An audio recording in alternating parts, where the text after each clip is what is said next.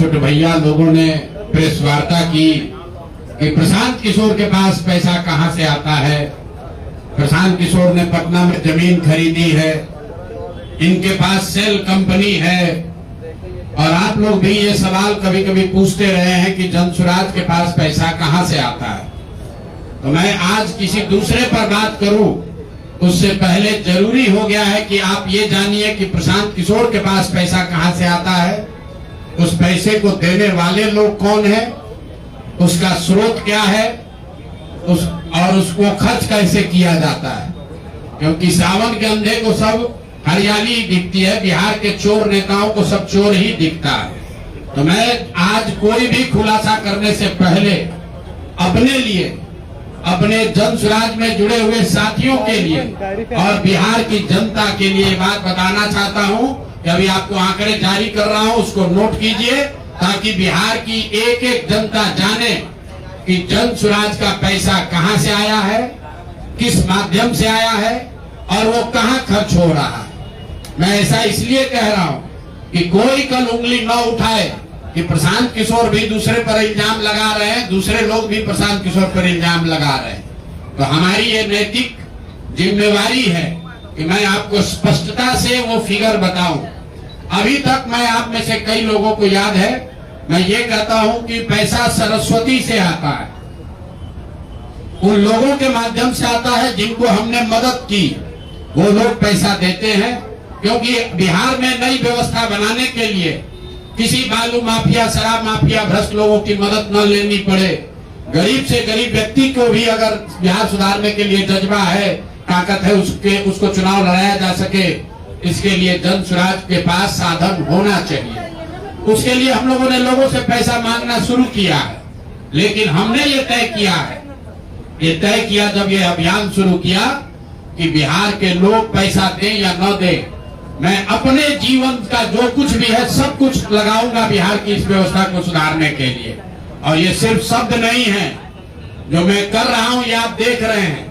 मैंने सिर्फ इसलिए नहीं आंकड़े अभी तक जारी किए थे कि सनातन धर्म में, हम लोग के धर्म में कहा जाता है कि दान करने वाले पैसे की चर्चा नहीं करनी चाहिए।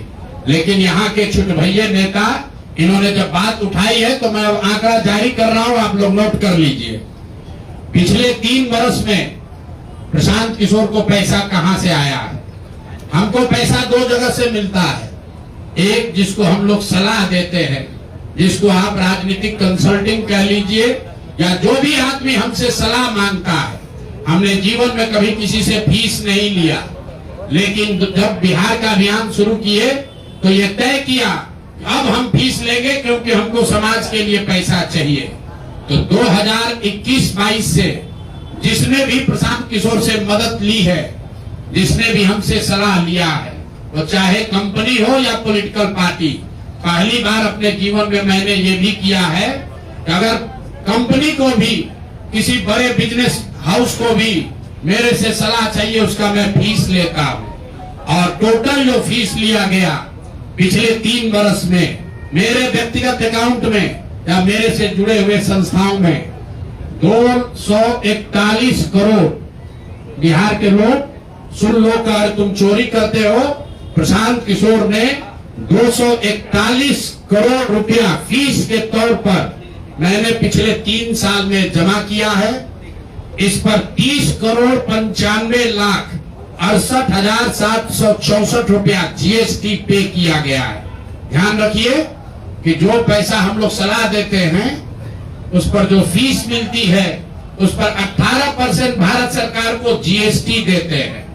तो 241 करोड़ रुपया हमने फीस के तौर पर लिया 3 वर्ष में, और उस पर 30 करोड़ 95 लाख रुपया हमने जीएसटी भरा।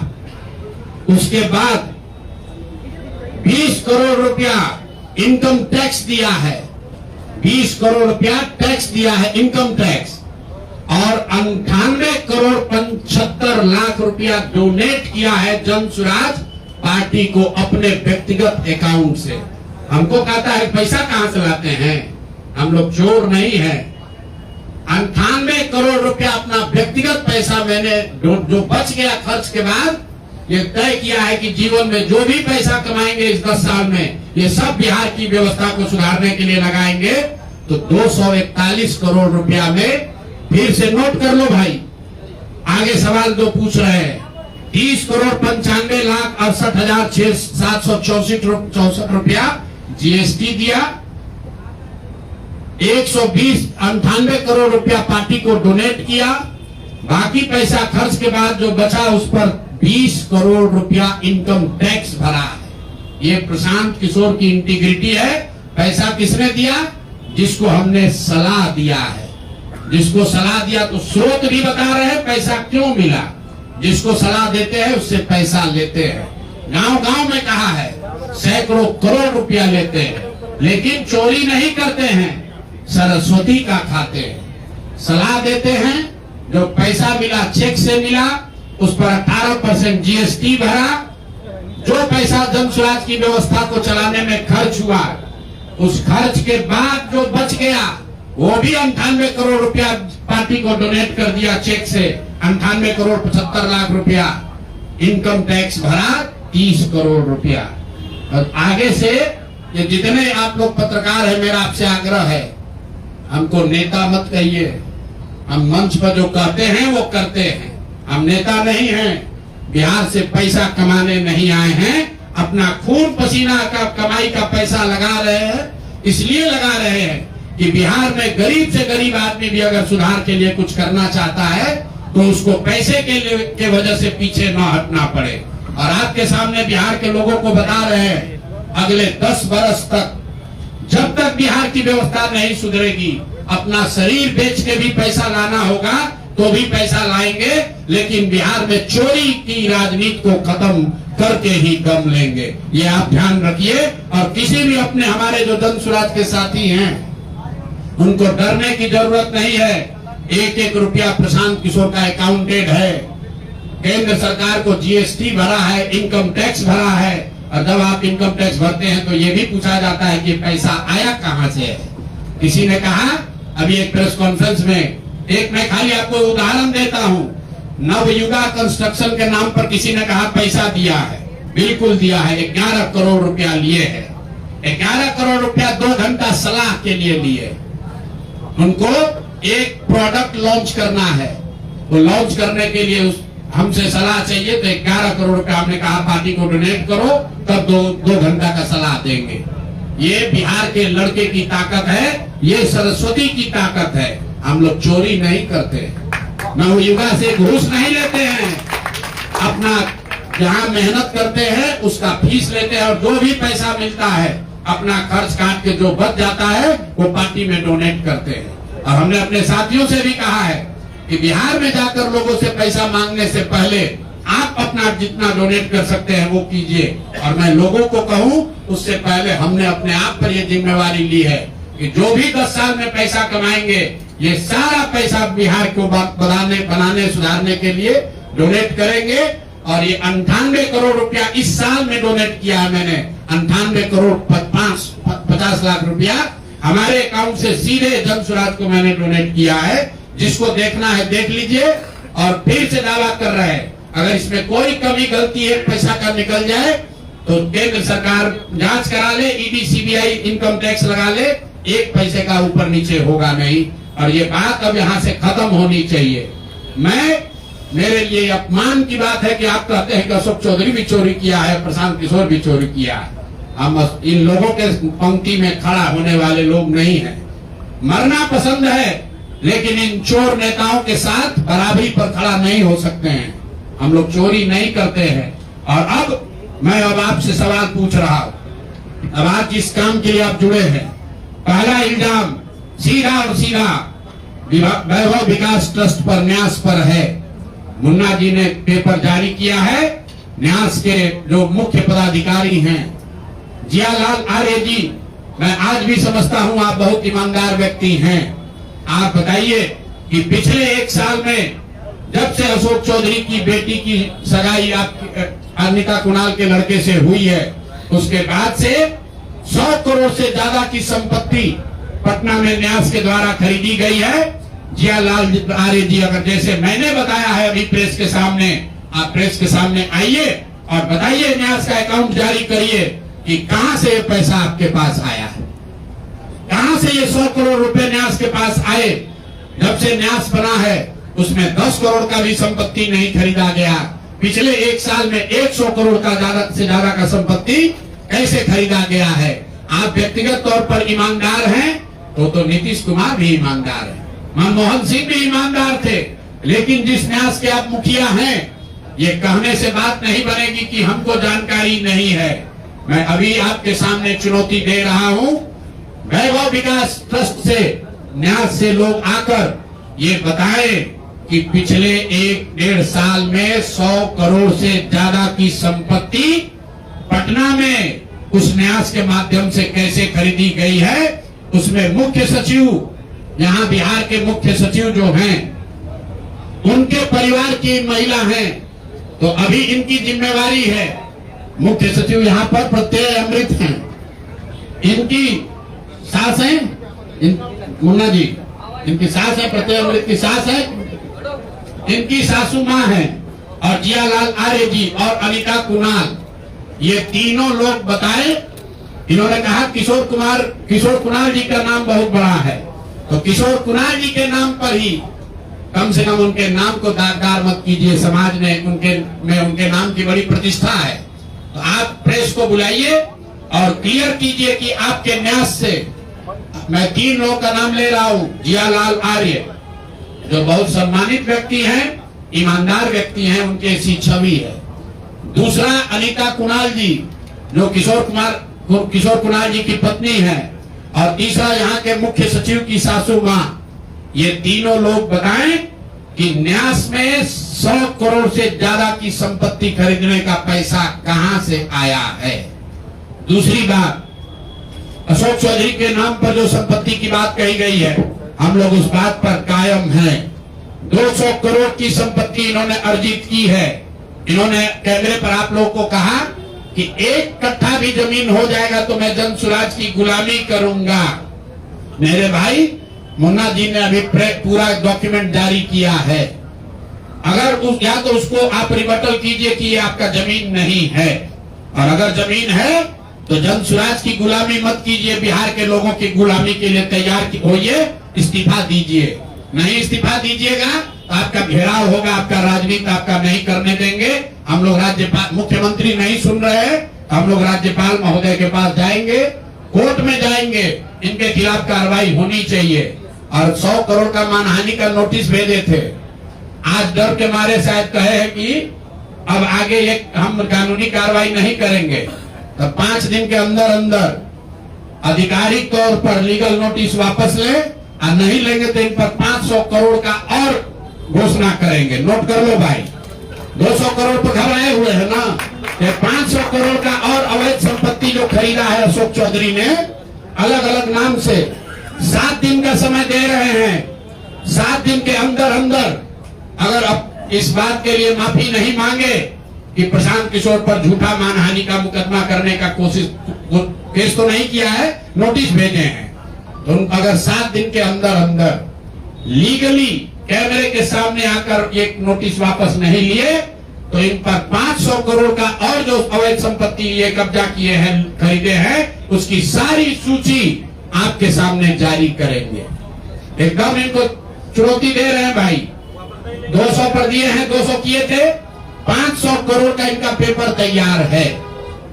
पिछले 8 महीनों में इन्होंने 20,000 करोड़ से ज्यादा का कॉन्ट्रैक्ट दिया है।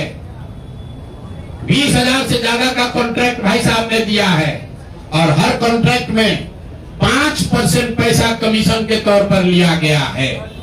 अभी इतना ही बोल रहे हैं, अगले प्रेस कॉन्फ्रेंस तक अगर इन्होंने अपनी गलती नहीं मानी तो जिन लोगों के जरिए ये 5% पैसा वसूला गया है, वो लोग को प्रेस के सामने बैठाकर आपसे परिचय कराएंगे कि कौन लोगों ने ये 5% की रेट से पैसा वसूला है। और दूसरी बात, ये जो पैसा रिलीज हो रहा है 0.5% हर रिलीज में पैसा काटा जा रहा है। अभी जो 2 घटना आपने सुनी होगी नोट जलाने की, 2 इंजीनियर्स के घर पे जो नोट के गड्डी पकड़े गए हैं, वो वही पैसा है। जो पैसा ये लोग कॉन्ट्रैक्टर को दिए, कॉन्ट्रैक्ट देने के लिए 5% लिया, उसके बाद जब जब पैसा रिलीज होता है तो 0.5% इनका उसमें शेयर बनता है। वही पैसा ये इंजीनियर कलेक्ट करके वापस ला रहे थे पटना जमा कराने, जो एक आदमी उसमें पकड़ा गया, एक आदमी जेल में भी है और रात भर नोट का गड्डी जलाया गया है। अब अशोक चौधरी इस पर बयान दें कि ये उनकी वो इसमें संलिप्त है कि नहीं है। नहीं है तो आपके सामने अगले प्रेस कॉन्फ्रेंस में उन लोगों को खड़ा करेंगे जो इनके बिहाफ में ये पैसा की वसूली कर रहे हैं और इनको उसका जवाब देना पड़ेगा। अशोक चौधरी बंद। अब आ जाइए आज की सबसे बड़ी जो जिस चीज के लिए आपको बुलाए हैं, बिहार के उप मुख्यमंत्री सम्राट चौधरी, इन पर मेरा सीधा आपके माध्यम से सरकार को, बिहार के गवर्नर से, बिहार सरकार से, केंद्र सरकार से मेरा अनुरोध है कि इनको हत्या के आरोप में, ये हत्या के अभियुक्त हैं, इनको तुरंत पद से बर्खास्त करके गिरफ्तार किया जाए। क्यों किया जाए ये समझिए। तारापुर में 1995 में 7 लोगों की जो हत्या हुई और 7 मारे जाने वाले लोग कुशवाहा समाज के लोग थे। ये बिहार में जाति की राजनीति करने वालों के लिए सबक होना चाहिए। सम्राट चौधरी कहते हैं मैं कुशवाहा हूं। 7 लोगों की जिनकी हत्या के ये अभियुक्त हैं, आरोप नहीं है, मैं शब्द बहुत सही समझ के बोल रहा हूं। 7 लोगों की हत्या के अभियुक्त राकेश कुमार उर्फ सम्राट कुमार मौर्य उर्फ Samrat Choudhary, Tarapur case number 44/1995, note कर लीजिए। 44/1995 में 7 लोगों की हत्या हुई, उसमें ये अभियुक्त हुए और जो केस है चीफ जुडिशियल मजिस्ट्रेट को 24/4/1995 को इन लोगों ने डॉक्यूमेंट सबमिट किया। बिहार विद्यालय परीक्षा समिति का एक एडमिट कार्ड सबमिट किया जिसमें बताया गया कि KNVMH सम्राट, ये स्कूल का नाम है, कुमार सर एक स्कूल का नाम है जहां से ये एडमिट कार्ड इशू हुआ है। सम्राट चंद्र मौर्य, पिता का नाम Shakuni Choudhary, date of birth 1/5/81, result fail, number आया 268, कैटेगरी प्राइवेट। ये सुप्रीम कोर्ट का डॉक्यूमेंट है जो सम्राट चौधरी ने जमा किया है, जिसमें ये बताया है इनका डेट ऑफ बर्थ 81 है, उसके हिसाब से 95 में चीफ जुडिशियल मजिस्ट्रेट ने नाबालिग होने के नाम पर इनको वहां से राहत दी। इनको जेल से निकाला गया क्योंकि ये 15 साल के थे और कानूनन 18 साल से कम उम्र के बच्चे को अभियुक्त के तौर पर जेल पर नहीं रखा जा सकता था। अब ये बात तो पब्लिक की जानकारी में है। अब मैं क्यों कह रहा हूं कि इनको आज अरेस्ट करना चाहिए, क्योंकि 2020 का जो सम्राट चौधरी ने अपना इलेक्शन एफिडेविट दिया है, इसमें अपना उम्र इन्होंने बताया है 51 साल। ये सम्राट चौधरी का इलेक्शन एफिडेविट है। इन्होंने अपना उम्र बताया 2020 में 51 साल। इसका मतलब है कि 2020 - 26 तो 1995 में इनका उम्र था 25 साल, 26 साल। तो 26 साल के उम्र के आदमी को कोर्ट ने गलती से गलत सर्टिफिकेट के आधार पर नाबालिग होने के नाम पर अभियुक्त होने के बावजूद, ध्यान दीजिए, अभियुक्त होने के बावजूद इनको जेल से बरी कर दिया गया था कि ये 15 साल के हैं, जबकि इनका अपना डॉक्यूमेंट बता रहा है कि उस समय 26 साल के थे। तो 26 साल के उम्र के आदमी पर अगर 6 लोगों की हत्या का आरोप है तो जब तक कोर्ट से वो फ्री नहीं होते हैं तब तक उनको जेल में होना चाहिए। और ये आदमी यहाँ का उप मुख्यमंत्री बनकर बैठा हुआ है। तो मैं यहाँ के मुख्यमंत्री से और बिहार के माननीय राज्यपाल से ये अनुरोध कर रहा हूं कि हत्या का आरोपी, हत्या का अभियुक्त सम्राट चौधरी राकेश कुमार उर्फ सम्राट चौधरी उर्फ सम्राट कुमार मौर्य आज संवैधानिक पद पर बैठे हुए हैं। ये देश के संविधान का, देश के विधि विधान का इससे बड़ा अपमान नहीं हो सकता है कि जिस व्यक्ति को जेल में होना चाहिए वो आदमी यहाँ का उप मुख्यमंत्री बना हुआ है। तो मुख्यमंत्री नीतीश कुमार सीधे इस पर कार्रवाई करें, नहीं करेंगे तो कल परसों में हम लोग राज्यपाल के पास डेलीगेशन लेकर जाएंगे, सिर्फ बर्खास्तगी के लिए नहीं, सम्राट चौधरी के गिरफ्तारी के लिए। पूरा समझिए, मैं कैमरे पर कह रहा हूं, सम्राट चौधरी हत्या के अभियुक्त है, जेल से फर्जी डॉक्यूमेंट निकाल कर बाहर निकले हैं। या तो इनको बर्खास्त करके गिरफ्तार कीजिए और नहीं तो देश में जितने लोग हत्या किए हैं उनको भी जेल से छोड़ दीजिए। ये हालात है, ये डॉक्यूमेंट है आपके सामने। ये सम्राट चौधरी का इलेक्शन एफिडेविट है जिसमें 2020 में उन्होंने अपने आप को 51 साल का बताया है। उसके मुताबिक 1995 में वो 26 साल के थे और कोर्ट में इस आधार पर इनको बरी किया गया है कि ये 15 साल के बालक हैं। तो ये बता दें कि ये हत्या के आरोपी हैं। इन्होंने जो सर्टिफिकेट दिया है वो ठीक है कि नहीं है। बाकी ये भाई साहब जो घोटाला किए हैं अपने डिग्री उग्री में, तो बहुत छोटी बात है। आज की प्रेस कॉन्फ्रेंस सीधी हम लोग मांग कर रहे हैं, सम्राट चौधरी को हत्या के अभियुक्त है, 6 हत्या के अभियुक्त हैं, उनको गिरफ्तार कीजिए और नहीं तो बिहार में जितने लोग पर अभियुक्त जिनको बनाया गया उनको सबको छोड़िए। इस देश में अलग अलग कानून नहीं हो सकता है। और ये गृह मंत्री के साथ घूम रहे हैं।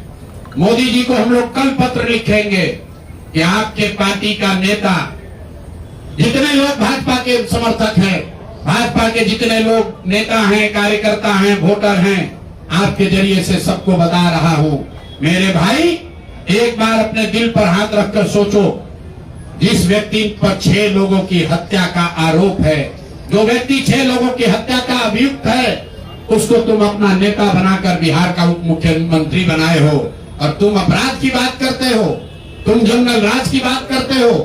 तो सम्राट चौधरी को अभी के अभी पद से इस्तीफा देकर पुलिस को अरेस्ट करना चाहिए और अगर पुलिस अरेस्ट नहीं करती है तो हम लोग कोर्ट में मूव करेंगे, कोर्ट के संज्ञान में इस बात को लाएंगे कि साहब ये बताइए कि कैसे आपने इनको बेल दिया है, कैसे इनको आप समाज में बाहर रहने की अनुमति दे रहे हैं। और सम्राट चौधरी की अंतिम बात इनके अपराध की गाथा की, सिर्फ हत्या के अभियुक्त नहीं है, बिहार में पुरानी पत्रकारिता करने वाले लोग, आपने शिल्पी गौतम के रेप और हत्याकांड की कहानी सुनी होगी। आपने सुना होगा कि लालू जी के जंगल राज का जब चरम सीमा था, जितनी यहाँ माताएं बहनें हैं, जो पढ़े लिखे लोग, समझदार लोग हैं, स्वच्छ छवि वाले बिहार में रहने वाले लोग हैं, याद कर लीजिए शिल्पी गौतम रेप और मर्डर केस, जिसमें एक डॉक्टर के लड़के को और शिल्पी गौतम के साथ ऐसा आरोप लगा था कि उनके साथ सामूहिक बलात्कार और उसके बाद उनकी हत्या कर दी गई थी। साधु यादव पर उसका आरोप लगा था, बड़ी हंगामा हुआ, सीबीआई में केस गया। मैं आपके माध्यम से आज पूछ रहा हूं कि क्या अभी के उप मुख्यमंत्री सम्राट चौधरी उर्फ राकेश कुमार उर्फ सम्राट कुमार मौर्य उस केस में संदिग्ध अभियुक्त के तौर पर नामजद थे या नहीं थे, ये प्रेस में वो बता दें, उसके बाद हम उसका डॉक्यूमेंट आपको जारी करेंगे। इनका सीबीआई ने इनको अभियुक्त के तौर पर इनकी जांच की थी कि नहीं, उस मुकदमा में इनको नामजद संदिग्ध बनाया गया था कि नहीं, ये सीधा आपको बता रहे हैं। ये आए और ये पूरा केस तब के भाजपा के नेता सुशील कुमार मोदी जी ने उठाया था और तब सम्राट चौधरी यही साधु यादव और राजद के गैंग के हिस्सा थे। और अब वो बता दें, हम इतना ही बोल रहे हैं, अभी से भी गांधी जी ने कहा है गलती हो गई तो आकर माफी मांग लो, आकर बताइए कि उस केस में आप अभियुक्त के तौर पर आपको सीबीआई ने आपकी जांच की थी कि नहीं की थी।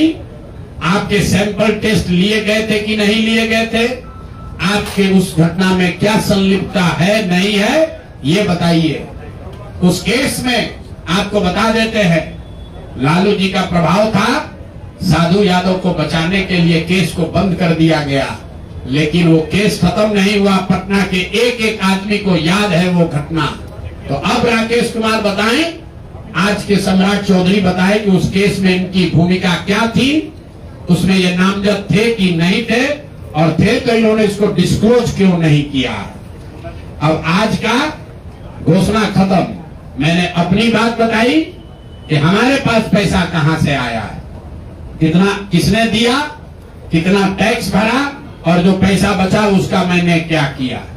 दूसरी बात मैंने अशोक चौधरी को बताया। अशोक चौधरी से पहले पाक साहब बनने वाले वैभव विकास न्यास पर सीधे सवाल है कि जनता देख रही है, ईमानदार अगर आप हैं तो सामने आइए और जवाब दीजिए कि 100 करोड़ रुपए की संपत्ति आपने पिछले 1-1.5 साल में पटना में कैसे खरीदी है, और अशोक चौधरी ने आपको पैसा दिया है या नहीं दिया है, किसी दूसरे ने दिया है कि नहीं। तीसरी बात मैंने कही कि अशोक चौधरी पर 200 करोड़ का हमने बताया है, 200 करोड़ का बेनामी संपत्ति खरीदने का आरोप लगाया है। आज अशोक चौधरी ने शायद ये कहा है कि वो कानूनी दाव पेच छोड़कर राजनीतिक लड़ाई लड़ेंगे। इससे बात नहीं बनेगी। कानून का मदद लेकर जनता के आंख में धूल झोंकने का जो कोशिश किए हो अशोक चौधरी, या तो मानहानि का नोटिस आधिकारिक तौर पर वापस लीजिए, नहीं तो 7 दिन के अंदर आप पर 500 करोड़ की जो और बेनामी संपत्ति का कागज मेरे पास है उसको भी बिहार की जनता के सामने जारी करेंगे। और चौथी बात जो मैंने बताई, अभी के उप मुख्यमंत्री सम्राट चौधरी, जिन पर 6 लोगों की हत्या के जो अभियुक्त हैं और कोर्ट ने जिनको राहत नहीं दी, बरी नहीं किया, सिर्फ नाबालिग होने के गलत सर्टिफिकेट की वजह से कोर्ट ने इनको छोड़ा है। अशोक चौधरी ने खुद मान लिया है अपने इलेक्शन एफिडेविट में कि 1995 में उनकी उम्र 26 साल थी। तो अब अशोक चौधरी को तुरंत पद से बर्खास्त करके उनको गिरफ्तार किया जाना चाहिए। सम्राट चौधरी, सॉरी, ये दोनों चौधरी में कंफ्यूज कर गए। सम्राट चौधरी उप मुख्यमंत्री को जो हत्या के अभियुक्त है, इनको पद से सिर्फ इस्तीफा नहीं देना है। इनको पुलिस अगर गिरफ्तार नहीं करती है तो जन सुराज कोर्ट में मूव करेगा। कल हम लोग गवर्नर से टाइम लेंगे। और अंतिम बात जो मैंने कहा कि अगर इससे भी बात नहीं बनती है, इनका आपराधिक चरित्र खुलकर नहीं आपको दिखता है, तो शिल्पी गौतम हत्याकांड में अपनी भूमिका पर आकर प्रेस में बता दें कि ये उसमें एक संदिग्ध अभियुक्त के तौर पर सीबीआई ने इनकी जांच करी थी कि नहीं करी थी। अगर ये कहते हैं नहीं की थी तो हम आपको डॉक्यूमेंट जारी करेंगे, सीबीआई के डॉक्यूमेंट, कि इनकी स्थिति उसमें क्या थी। अब मेरा बात खत्म हुआ, अब आपको जो सवाल करना है वो कर लीजिए। आरजेडी कांग्रेस की चुप्पी क्या कहती है सर इस केस में? आरजेडी कांग्रेस की चुप्पी ये कहती है कि चोर चोर मौसेरे भाई, ये हमाम में सब नंगे हैं। दिलीप जायसवाल ने मेडिकल कॉलेज का कब्जा आरजेडी के तब के सीमांचल के बड़े बाहुबली नेता की मदद से किया, और अपने लूट के उस खजाने से आरजेडी के खजाने में भी दान पत्र में भरा। तभी तो रबड़ी देवी खड़े होकर कहती है कि दिलीप जायसवाल जी तो हमारे मुंह बोले भाई हैं। तो जितने लोग राजद को, लालटेन को वोट देते हैं, देख लो भाई, ये एक और कहते हैं कि हम भाजपा से लड़ रहे हैं, और एक और भाजपा के नेताओं के साथ मिलकर सिखों का कॉलेज कब्जा किया है, उससे पैसा तहसील रहा है, उसके कॉलेज से अपने बच्चों का गलत मेडिकल का डिग्री दिलवा रहा है। कांग्रेस का कोई महत्व नहीं है। कांग्रेस पर इतना भ्रष्टाचार का आरोप है कि भ्रष्टाचार का नाम सुन के डर के भागता है, सोचता है कि भ्रष्टाचार पर कुछ बोलेंगे तो लोग पूछ लेगा कि तुम भी तो नेशनल हेराल्ड में घोटाला किए हो, तुम भी तो 2 लाख करोड़ का घोटाला किए थे। अगर कांग्रेस वाले बिहार में 70,000 करोड़ के सीएजी का बात करेंगे तो सामने वाला भाजपा वाला कहेगा कि 2 लाख करोड़ आप पर भी तो चोरी का इल्जाम था। लेकिन धन सुराज और प्रशांत किशोर पर आप चोरी का इल्जाम नहीं लगा सकते हैं। और आगे कोई कंफ्यूजन न करे, इसीलिए आगे कोई बात कहने से पहले हमने अपना अकाउंट जारी कर दिया। 241 करोड़ के इनकम का, उस इनकम पर भरे हुए जीएसटी का, उस पर दिए इनकम टैक्स का, और उसके बाद जो 98 करोड़ डोनेट किया पार्टी को उसका। अगर कोई गलती हो तो फांसी पर चढ़ा देना, लेकिन अपने बराबरी में खड़ा मत करो। तुम चोर हो, तुम बिहार को लूटने का षड्यंत्र कर रहे हो। तुम्हारे जीवन का उद्देश्य बिहार को लूटना है, मेरे जीवन का उद्देश्य बिहार को बनाना है। दोनों में फर्क है।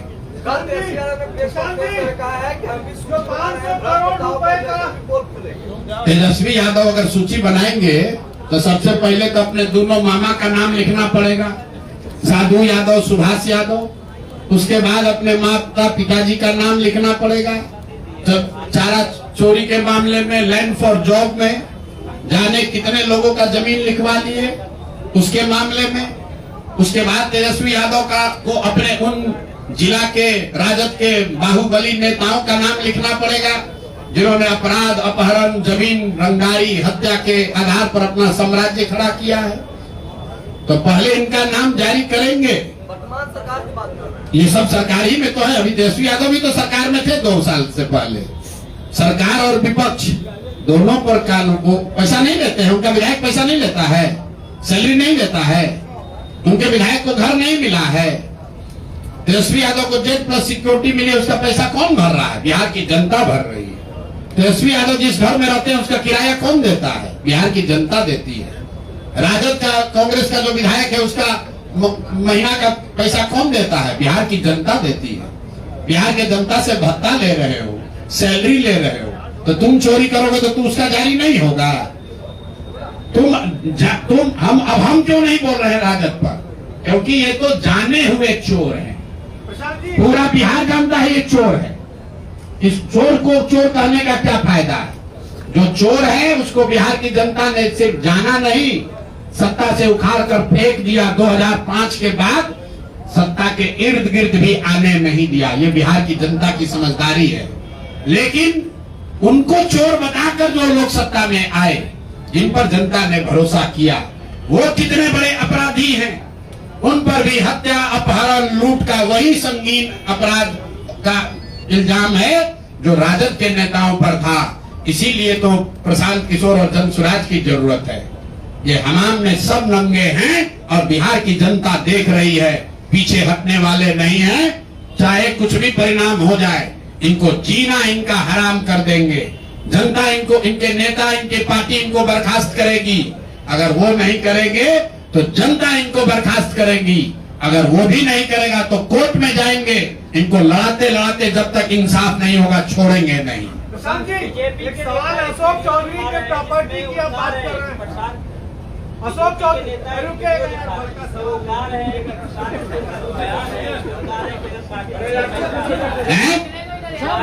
पैसा आता है उसके लिए ना तो हम मॉल खरीदेंगे ना तो जमीन खरीदेंगे, लेकिन बीपीएससी अभ्यर्थी जिस समय प्रोटेस्ट कर रहे थे उस समय प्रशांत तो भैया तुमको बताए, अभी सुने नहीं यार, प्रशांत किशोर की इनकम 241 करोड़ है डिक्लेयर्ड इनकम, जिस पर टैक्स भरते हैं 3 साल में। कितना? 241 करोड़। इतना पैसा हमारी अपनी आमदनी है, जिस पर जीएसटी भरा, जिस पर इनकम टैक्स भरा, और खर्च के बाद जो पैसा बच गया उसको बिहार के समाज के लिए दान में दे दिया। 98 करोड़ 50 लाख रुपया जाकर देख। और ये हम नहीं कह रहे, भारत सरकार के इनकम टैक्स में फाइल है, जाकर चेक कर लीजिएगा और आपको भी दे देंगे, आप भी देख लीजिएगा। सर उसको समझ की कमी है। 500 करोड़ रुपए की प्रॉपर्टी का जो उसके तार कहीं इंदौर और उज्जैन से तो नहीं जुड़े हैं, सिर्फ इतना ही बता। मेरे भाई ये देखिए, मैंने आपको कहा दिलीप जायसवाल पर हम लोग कोई इन्वेस्टिगेटिंग एजेंसी नहीं है। अगर हर मंत्री के सारे भ्रष्टाचार के पैसे और संपत्ति का हम घोषणा करने लगे तो 2-4 दिन ये प्रेस चलता रहेगा। हमने दिलीप जायसवाल को बताया कि आदमी अपराधी है, भ्रष्टाचारी है। उसके बाद वो आदमी सरेंडर कर गया, मूर्छित हो गया। बिहार की जनता ने मान लिया भाई ये गलती मान रहा है, उसको हमने छोड़ दिया। छोड़ा सिर्फ नवंबर तक है। कल जब व्यवस्था बनेगी तो उन पर ट्रायल चलेगा, कॉलेज वापस लिया जाएगा और उन्होंने जो गलती की गई की उस पर सजा होगी। सुनिए एक मिनट। अब अशोक चौधरी पर कहा गया 200 करोड़ की बेनामी संपत्ति का। अशोक चौधरी का 200 करोड़ रुपया थोड़ी ना है, वो तो सैकड़ों करोड़ रुपया और कमाए हैं। 200 करोड़ में 50 करोड़ की का पेपर हम लोगों ने जारी कर दिया। अब बोल रहे हैं कि अभी से भी बिहार की जनता से माफी मांग लो, पूरा ये जो कानूनी दाव पेच का ढोंग रचे हो वापस। अभी आज कैमरे पर बोले हैं ना, लिखित में 7 दिन के अंदर अगर मानहानि का दावा, क्योंकि मानहानि के दावा से नहीं कर रहे हैं, ये जनता को भ्रमित करने के लिए कह रहे हैं कि हम मानहानि का दावा किए हैं। अगर आधिकारिक तौर पर ये मानहानि का दावा वापस नहीं लेकर चुप नहीं होते हैं, अगर ये माफी नहीं मांगते हैं, तो इन पर अगला किस्त 500 करोड़ की संपत्ति का जारी करेगा। और फिर भी ये भी बता रहे हैं वो 500 भी पूरा नहीं होगा, क्योंकि हमारे पास कोई इन्वेस्टिगेटिंग एजेंसी थोड़े ना है कि हम बता दें कितना पैसा लिया। जितना आया है उतना जारी कर रहे हैं। इसका मतलब हम 200 कर रहे हैं, इसका मतलब ये मत समझिए कि अशोक चौधरी 200 करोड़ का घोटाला किए। अरे घोटाला तो बहुत 100 करोड़ का किया है। 200 करोड़ का पेपर आ गया, उसके बाद अभी 500 करोड़ का और आ गया है। अब अगर दम है तो फिर से मानहानि का दावा कर लो। आपको बता रहे 7 दिन के अंदर जो दावा किए हैं उस पर भी अगर पीछे नहीं हटे तो ये 500 करोड़ का जारी होगा। उज्जैन वाली है ना सर? अब ये कौन होगा जब जारी करेंगे, देखिएगा कि उज्जैन है कि इंदौर है कि सुनिए, अब सुनना चाहते हैं तो मुक्तेश्वर है कि पटना है, वो सुन रहे होंगे, उनको दिख रहा होगा कि हम कहां से बोल रहे हैं। रांची है कि दिल्ली है कि मुक्तेश्वर धाम है कि पटना बाईपास है, वो सारी जमीन का कागज जारी कर देंगे। आज किसको बोले हैं कि हम कानूनी चीज से बंद कर रहे हैं? किसको बोले हैं? किसी को बोले हैं कि नहीं बोले हैं? ये नहीं को बोले हैं। आप जिन सारे नेताओं का नाम ले रहे हैं, सम्राट चौधरी या दिलीप जायसवाल, उन सब नेताओं को बीजेपी विधानसभा चुनाव कराने की तैयारी कर रही है। लड़ाई तो दिख जाएगा कि बीजेपी का यही चरित्र है। और जनता अगर उनको चुनकर ला देगी तो जनता इस बात के लिए तैयार रहे कि अगर आप समाज में हत्यारों को, लुटेरों को वोट देकर जिताओगे तो आप अपने दुर्दशा के लिए खुद ही जिम्मेवार होगे। हमारा काम है आपको बताना, आपको सीखना है सीखो। आप ये भी कह सकते हैं कि कल सम्राट चौधरी जीत कर आ जाएंगे, क्या होगा? पहली बात तो ये चुनाव लड़ेंगे नहीं, इनकी हिम्मत नहीं है। अशोक चौधरी चुनाव लड़े हैं, सम्राट चौधरी चुनाव लड़े हैं। भाई ये चुनाव लड़ने वाले लोग नहीं है, ये सब नॉमिनेशन से आते हैं। भाजपा में, जदयू में जो लोग चुनाव लड़ना है वो थर थर कांप रहा है। वो कह रहा है भैया जल्दी सबको हटाओ, नहीं तो ये तो मरेगा ही, हम लोग को भी मार देगा। बिहार की जनता मालिक है। एक मिनट रुकिए, बिहार की जनता, एक मिनट पूरा कर लें, रुकिए एक मिनट। बिहार की जनता मालिक है, जिसको कोई बर्खास्त नहीं करेगा उसको बिहार की जनता बर्खास्त करेगी, मेरा ये विश्वास है। अगर नहीं किए तो फिर यही लोग आप पर राज करेंगे, आपके बच्चों पर राज करेंगे। ये ना जाति देखेंगे ना धर्म देखेंगे, इनका एक ही जात है, एक ही धर्म है, एक ही ईमान है, वो है पैसा, लूट, अपराध। और नीतीश कुमार कहते हम 3C से समझौता नहीं करेंगे। तो आपका उप मुख्यमंत्री क्राइम का बादशाह है, हत्या का अभियुक्त है। आपका सहायता मंत्री अशोक चौधरी करप्शन का सिरमौर है, सरगना है। और भाजपा के साथ तो आप हैं ही, तो आपका तीनों C में कोई C नहीं बचा। नीतीश जी अभी से भी जगिए, इन लोगों को बर्खास्त कीजिए, नहीं तो आने वाला इतिहास कभी आपको माफ नहीं करेगा। उतरे हुए हैं भाई, जन सुराज उतरा हुआ है। अब कैसे सड़क पर उतरा जाता है? 3 वर्ष से अपना घर परिवार सुख सुविधा छोड़कर सड़क पर ही रहते हैं, सड़क पर ही चलते हैं, सड़क पर ही जीवन बिता रहे हैं। ठीक ऐसा है। देखिए, सवाल पूछ रहे हो, सुनिए, हमने शब्द का प्रयोग किया है चोरी चकारी, स्लिप ऑफ टंग। अरे सुन तो लो भाई, आप जब हम अशोक चौधरी नहीं है कि आप हिंदी में सवाल पूछेगा, हम अंग्रेजी में जवाब देंगे। गलती हो, आपने तो नहीं कहा था आज कि आप अपना अकाउंट दीजिए, हम आकर खुद दे रहे हैं। शब्द है चोरी चकारी, गलती से स्लिप ऑफ टंग से चोरी चमारी निकल गया, उसके लिए गलती होगी, बात खत्म होगी। हमारा कोई इंटेंट नहीं है। अरे फिर वही बात यार, कैसे हमको डराओगे आप, कैसे हमको आप डराइएगा?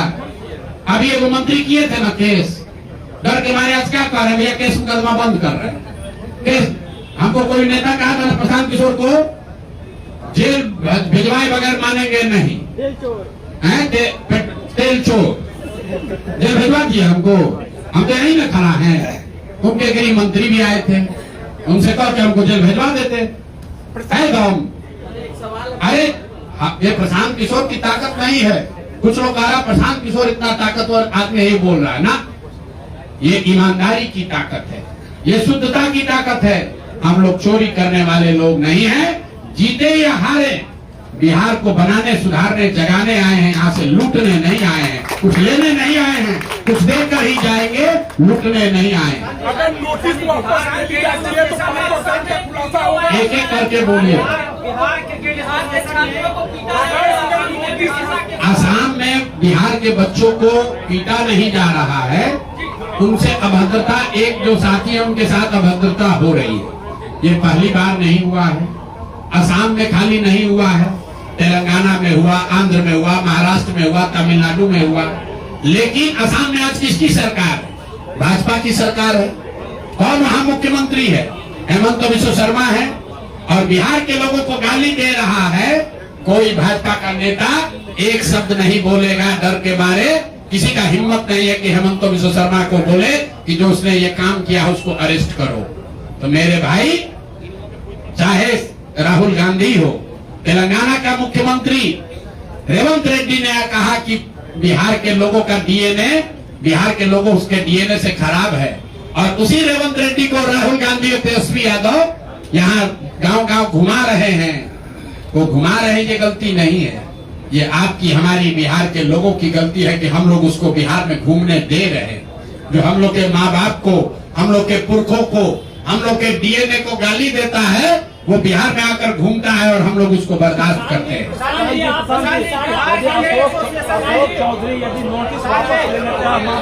भैया ऐसा है, अशोक चौधरी का मामला हुआ खत्म, ठीक है, उनको 7 दिन का टाइम दिए हैं। अगर कानूनी नोटिस वापस नहीं लिए तब तक उनकी बात, उनको छोड़ा नहीं जाएगा। 500 करोड़ का उन पर जो और बेनामी संपत्ति है वो उसका सूची जारी होगा। अभी आज के प्रेस कॉन्फ्रेंस का 2 ही मुद्दा है। जो वैभव विकास ट्रस्ट के लोग हैं, जियालाल आर्या जी हैं, उनको आकर प्रेस में बताना है कि उनके ट्रस्ट में 100 करोड़ की से ज्यादा की संपत्ति कैसे खरीदी गई है। दूसरा बात सम्राट चौधरी पर है कि आप हत्या के अभियुक्त हैं। आपने एक फर्जी सर्टिफिकेट लगाकर जेल से बाहर आप आए थे। आपने अपने एफिडेविट में मान लिया कि 1995 में जब आप हत्या के अभियुक्त बने तो आप 26 साल के थे। तो जब तक कोर्ट ने से आपको बरी नहीं किया जाता है तब तक आप उप मुख्यमंत्री के पद पर नहीं, आपको जेल में रहना है, ये बताना है।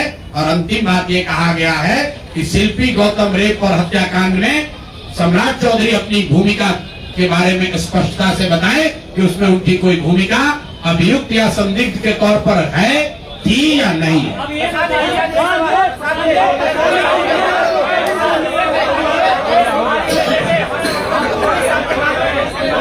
हो गया भाई।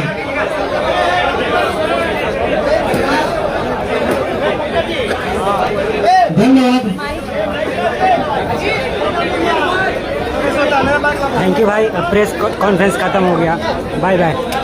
भाई नेटवर्क बाहर उठा दो यार।